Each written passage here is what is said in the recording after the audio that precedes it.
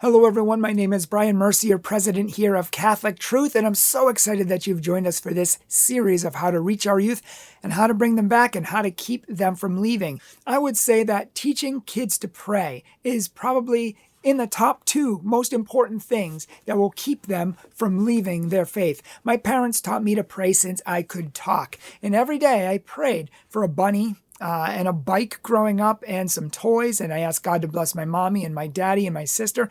And it was just words, and I repeated them every day for years and years and years. And when I evolved to become a teenager, my prayer really didn't evolve that much. It just turned into asking for girls and for money and for things I needed. And I was still just asking God, to bless my family and thanking him for things. And my mom told me to pray the rosary every day, and I don't know why, but somehow she convinced me to pray the rosary every day through high school. And even though I was dressing in black and I went down a really bad, dark path, these prayers and this rosary and my mom praying for me night and day kept me on the straight and narrow where most people would have gone astray and where I probably should be in jail today. But I had a profound, powerful encounter with God in college, and it's all because I prayed my entire life.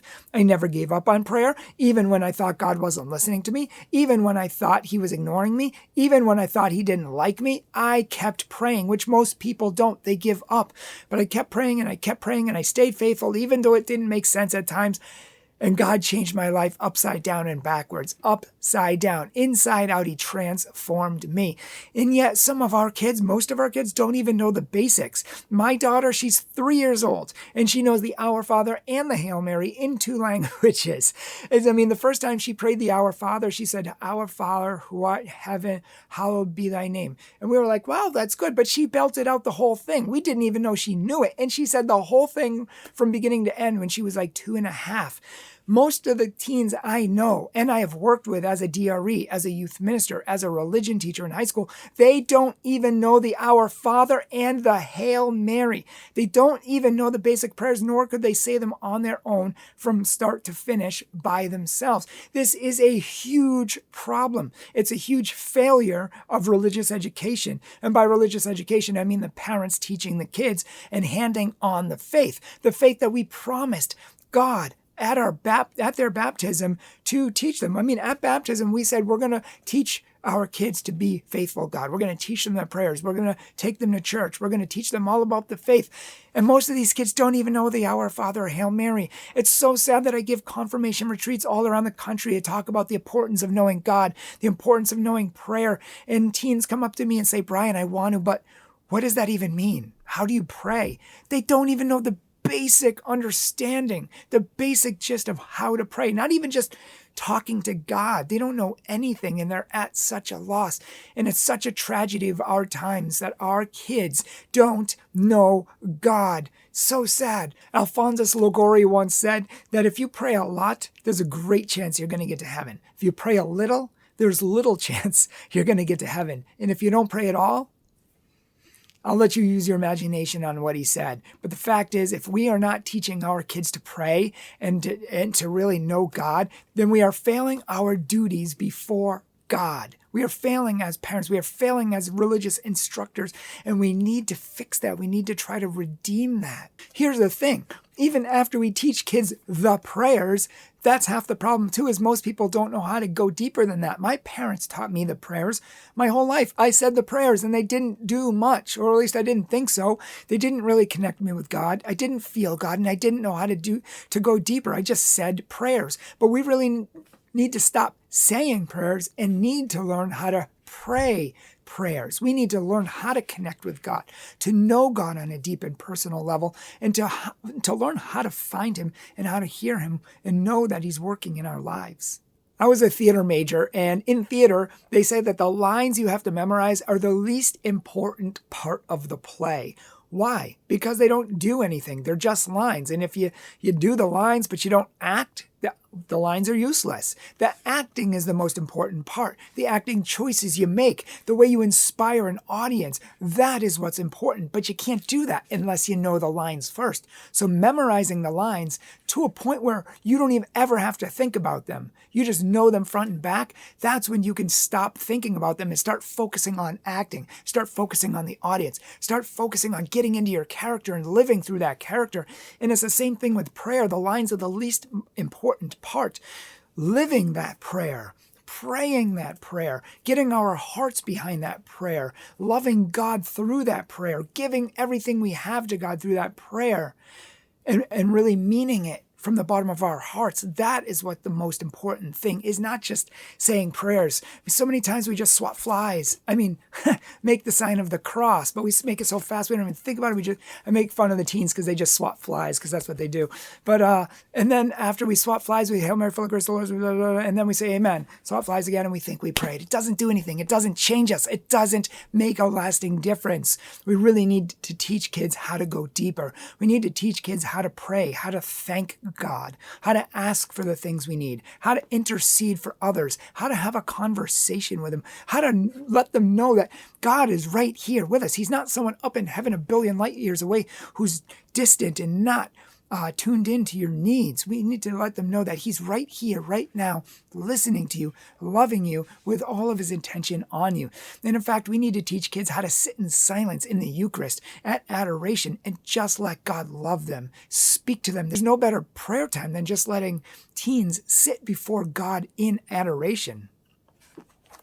For this reason, I end all of my confirmation retreats with a Eucharistic Holy Hour, with adoration. And I remember this retreat I gave in New Jersey once. This lady said, "Oh, I don't want adoration. These 8th graders are too young. They can't sit there. They can't hack it. And I don't want that in our retreat." And I said, "Well, my retreats, do 45 minutes to an hour of adoration. That's what we do." She said, "Well, we could do 5 or 10 minutes. That's it." And I put 45 minutes on the schedule anyways, because I figured she'd change her mind. But at the end of 45 minutes, I could not find the lady. She was literally gone. I was walking the church, and I finally bumped into her at the very back of the church, and she had just come out of the bathroom, and she was crying her eyes out.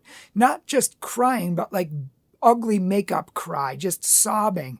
And she told me, she said, "Darling, I have been doing this a very, very long time." And she's like, "I have never seen anything like this. And if you had told me this, and if I had not seen it with my own eyes, I would never have believed it, dearie," she said, because these 8th graders were praying for 45 straight minutes. And they had walked up to the altar. They were kneeling in front of the altar. Some of them had their heads bowed down. Some of them had their hands out. Many of them were crying. These kids were like this. They were praying harder than you've seen adults pray in your life. These kids were praying like warriors. They were praying like adults. And it was the most beautiful thing you've ever seen. And this happens so often in our retreats because we prepare them to meet Jesus. We prepare them to pray, and we prepare them to know how to encounter God and what to say and kind of how to go about it during adoration. And this lady saw the power of prayer. Kids are not too young. They need to know God at a young age. They need to go deep. They need to meditate. They need to contemplate. They need to really be there with God. And that kind of prayer, if they did this consistently, would sustain them throughout their high school and college and years and throughout their whole life. I mean, we wouldn't have kids falling away who were going to youth groups, falling away who were going to Catholic schools, because they would have this deep prayer life with God that changes your life. That is what is going to keep us connected to God all throughout our childhood and throughout our adulthood, because there are so many storms. There are so many catastrophes. There are so many things that we just don't understand in life, and we need to keep connected to the rock. We need to stay connected to the source, who is Jesus Christ himself, who is never going to let us go. But how can that be if they don't even know the Our Father? If they don't even know the Hail Mary? If they just pray to God for 1 minute before they go to bed every night? I mean, I always joke with the kids. I said, if I ignored my wife all day, every day, and I only looked at her for a minute before I went to bed, talked to her, and then said, "Oh, the minute's up, I'm going to sleep," Would I ever have a good relationship with her? And the kids all shake their head and they say no. I said, of course not. So how do you expect to have a life-changing encounter with God if you only give him a couple minutes before bed or when you wake up? We really need to have deeper prayer lives. And this is a call for you adults as well, if you don't have a prayer life, to figure out how to get one. In fact, we have a whole prayer series on this channel. It's actually a 12-part prayer series on how to really grow your spiritual life. But we put the first 6 parts on our YouTube channel. You can buy the whole thing on our shop at catholictruth.org/shop. But if you want to check out our prayer series, it's how to pray, how to go deeper with God, how to overcome obstacles. What do you do when you're struggling? What do you do when you just can't concentrate? All of these things we address. The saints have already told us and showed us the path to God. So we need to get this in line for ourselves, and we need to do this in our own life, and then we can teach our kids and radiate it to the world. How many Eucharistic ministers, DREs, youth ministers I talk to, I ask them, do you pray every day? And they say, oh, I know this is going to sound terrible, but no, I don't. I'm just so busy. I mean, my job consumes me and I don't have time to pray. How can you do work for Jesus without Jesus? How can you serve God without him? God doesn't care about your work. He cares about your heart. He cares about you. Heaven is not work. There's nothing going on in heaven except a relationship with God. And we need to start that now. If we can't model prayer in our own lives and peace and stability in our own lives to the teens, how are they going to do it in their lives? We need to start in our own lives and have that deep prayer life with God. When I have had youth groups in the past, our teens said that the adoration time, just sitting in silence before God or listening to music, was the most powerful time for them. Because so many times we run around with chickens with our head cut off and we don't have time to stop. We don't have time to do anything. And we need to teach our teens to prioritize God, to make him important. Because, we don't always have time for everything, but we make time for God. And when they had that time to stop and just sit in silence in adoration and just be and reflect on their life, reflect on where they're going, reflect on what they need to work on, these are powerful means of fixing their spiritual lives, of helping them to come closer to God. I was giving a talk after a retreat and a kid came up to me and he's like, I want to pray more. He's like, how do you think I should do that? Do you think I should wake up 20 minutes earlier before school every morning and pray? I said, yes, that's exactly what you should do. 20 minutes before school to pray. That would be an amazing way to start your day. Are you kidding? Would that all our teens would start every day praying to God for 20 minutes, reading the Bible, doing Lectio Divina, learning to pray these deeper prayers like the Rosary, praying the Bible and meditating on its mysteries. I mean, this would literally change their lives. So this is the very short version of this video. We're going to be making whole articles on this. But the bottom line is, if we want our kids to stick around, we need to teach them to pray. And not just to say prayers, but to really pray, to connect with God on the heart level, and to have him work in their lives.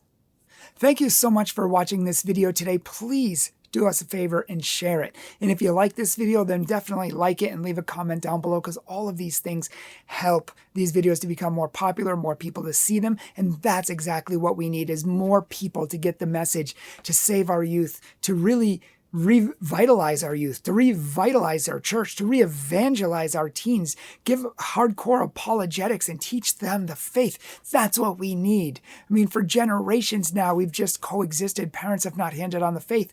Their kids grew up and did not hand on the faith. Their kids grew up and did not hand on the faith. And here we are. So we need parents to rise up. We need religious educators, youth ministers, priests, just leaders in general to rise up and start leading our kids again, investing in our kids again. And that'll be one of the programs for the future. But thank you so much for watching this video. If you would like a confirmation retreat, if you would like me to come to your parish, give a parish mission, youth group retreat, college or university, keynote speaker for a conference, you name it, please check out our website, catholictruth.org. We would love to serve you, your parish, or your group. And if you haven't yet, consider supporting our ministry and the work we do so we can keep reaching people for Jesus Christ and his church. Also, make sure to check out our merchandise below, t-shirts, mugs, follow us on social media, Facebook, TikTok, Twitter, Instagram, you name it, we're there. Follow us. We'd love to give you daily inspiration and inspire your faith as well. Thanks a lot, and God bless you.